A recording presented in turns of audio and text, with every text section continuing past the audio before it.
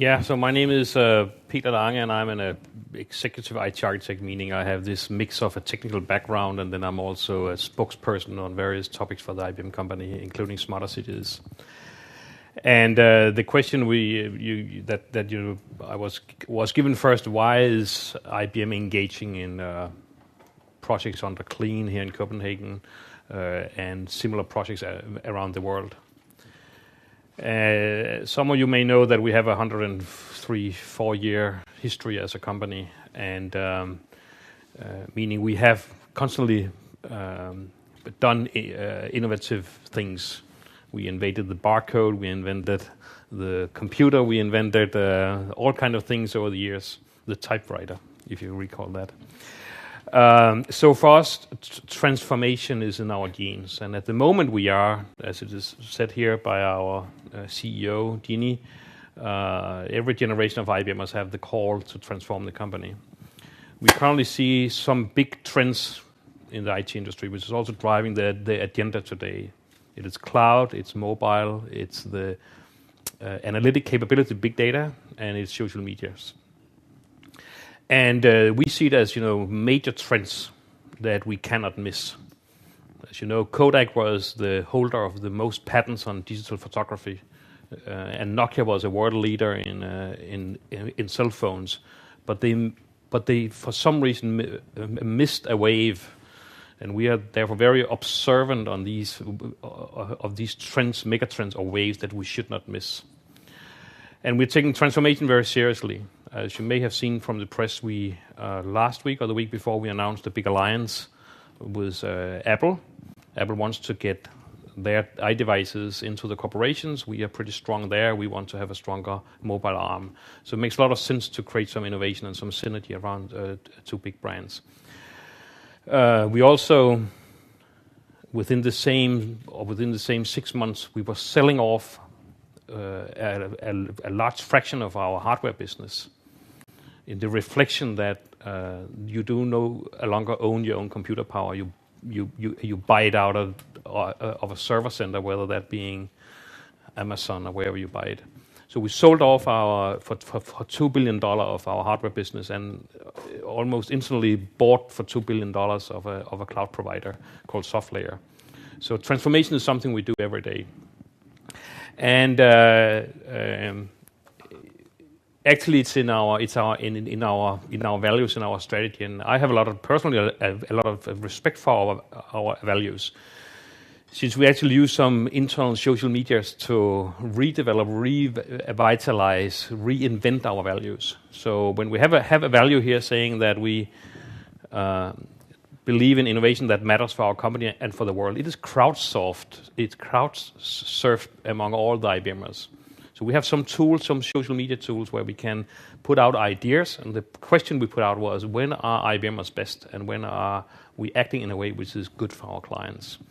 And some of the things that came back, and I will say it engaged more than 300,000 IBMers that were in there during the 4 days and keying in their opinions. And one that came out strong was that when we create innovation, when we participate in innovation, we create value for ourselves and for the world we're living in. And we actually, 2 years before that value crowdsourcing, we actually asked the IBMers, what are the next big thing we should address?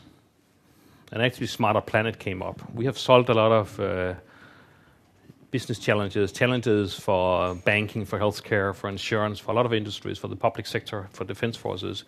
But if we looked at where the world is today, there are a lot of issues we could address, sustainability issues. And actually, our former CEO made a keynote at a big conference in the US, which kind of kicked off this idea of the Smarter Planet, where we, as it is phrased up here, We have so much technology. Now, data is no longer something you have to write down on a piece of paper and type into a database. Data is something which is coming out of the environment from sensors. So the price of acquiring 1 byte of data is almost zero compared to where it was 10 years ago. So therefore, we have new technologies in our hand, and they are very available. So what would you use them for? And that is what is driving our innovation, that being either smarter cities, since what happens in cities is a lot of what happens on the planet. So when we have a smarter planet strategy, it is natural to focus on the cities, since we have this urbanization challenge. You talked about Copenhagen, 1,000 new citizens per month. And this morning I was addressing an audience of new IBM hires, young people right out of university. And I asked them the simple question when we talked about the challenges of the planet, of the cities: how many of you were born and raised outside of Copenhagen? And everyone was like here outside Copenhagen. Where do you live today? Copenhagen was the answer, since they are university DTUers. And then I asked them, do you expect you will live in Copenhagen 10 years from now? And everyone was saying, yes, that's where we plan to live. So, in a nutshell, we could illustrate the concept of urbanization. So that's why we're engaging. We believe that we have to, as a big company, have the obligation to go and engage in these bigger challenges. And of course, we also envision that there will be a commercial side effect of that. So we have to innovate. And we believe that it's not something you can centralize. It's not something that a management board can decide if this is a good idea or not. You do not know if your ideas are good before you get them out and test them. And maybe sometimes there's more than one answer. So go into the App Store on your iDevice and search for applications for, alarm clocks or sleep pattern. There will be multiple applications, just showing that the same problem can be solved in various ways. There is no single silver bullet. So innovation is not only about creating that one silver bullet that solves everything. It's also about getting a lot of solutions out there that address issues in the smarter city, for instance. So in IBM, and that's something we have invented, we have a lot of focus on not having management boards that decide what the good idea is. We want to provide the employees of IBM and our clients tools that allows them to get their ideas out, realize them, and see what happens. And there's a lot of studies that also shows that is the best way, since you get more ideas out. Don't kill them too early, get them out and let them die by natural selection. And then the first reaction will be, hey, but that must be very expensive. No, not necessarily. It's very important you do it in a way where you fail fast and cheap. Fail often, fail in a way that doesn't hurt you or kill you. And the guy, it's said by this guy, Mr. Godin, which is not an IBMer, but he's a guy which is interested in innovation and how you get your ideas out. So that is a mantra that we use internally, and we also use it externally. And we are looking at how can we help our clients to fail fast and fail cheap, so they can become innovative. There's a lot of focus in Denmark this summer on disruption. I think it was maybe triggered by Danske Bank's mobile pay app. I think we have a lot of good stories about disruption, but it was like the mobile pay application was a wake-up call to the Danish businesses, that sometimes we come with something which actually disrupt the way we perceive banking, and also the way it can be good to your image. And only if you continue to innovate and try to do something, you can either disrupt your competitors or you can avoid being disrupted by your competitors, since you are ready to act on their attempt to disrupt you. So a lot of focus on this, and I've been out speaking at least the first, 5 conferences around innovations or around innovation culture and the tools that can enable it. We also we do a lot of research. We actually, if you look at IBM from the outside, sometimes you could compare us to a pharmaceutical company, since we actually have this research arm which is spending billions of dollars a year on doing real research, not product development, but real research. We have over the 100 years we have existed had 5 Nobel Prize takers, and we generate roughly somewhere between 7,000 and 8,000 patents a year. Maybe some of you know how many patents that are issued in Denmark a year. I think it's around 500. So we have an enormous production of patents, and it's very easy for a simple guy like me to go and find that website on the intranet and file or come with my idea. And the process is started where people are looking at it and find out if it's something we should try and get a patent on. I failed the first time I tried, I should say. So it's not that we're not critical to what we put in there. So we also have this Institute for Business Value, which are providing consulting to companies that comes and ask about various things. For instance, how do we create an innovation culture? And if we look at our own way of doing it and look at how other companies are doing successful innovation, it is, for instance, stamp out the fear. You have to make people understand that they are allowed to fail. That it is a good thing since you learn from your failures. And you also have to encourage diversity. Sometimes I'm an engineer myself. We're sitting there trying. We believe there is this optimal silver bullet solution which will solve the problem, and it will solve it in the best possible way. First, you cannot know if it will solve it in the best possible way, and maybe there are several types of solutions which could solve the same problem in an effective way. So encourage diversity. When you have set that stage, you can take the action. And notice that one of these actions is reach outside. We as IBM have a lot of technology, but we don't know a lot about traffic. Well, probably know more than you know that IBM knows about traffic. But we have to work with something which really understands, for instance, traffic in Copenhagen. So it's always about finding those collaborative consortiums where we are tipping in with what we have. We are coming with technology and some insight. Others have maybe time. That could be students. They have time, and a third agent could have the domain knowledge. So we have to, bring ourselves together with people where we can either understand the issue, if it's a well-defined issue, or if it's like smarter cities. We have to collaborate in the definition of what is a smarter city. And I think there's a lot of questions. The question I get all the time is, what is a smarter city? And I think and my sending back is normally, what do you perceive as a smarter city? Which factor is important for where you decide to live? Is it just the tax level, or is it how they treat the kids, or is it the quality of the schools? It's a lot of things. Is it that there are jobs? Is it education? A lot of things. So I think we can use ourselves as citizens to understand what is that smarter city.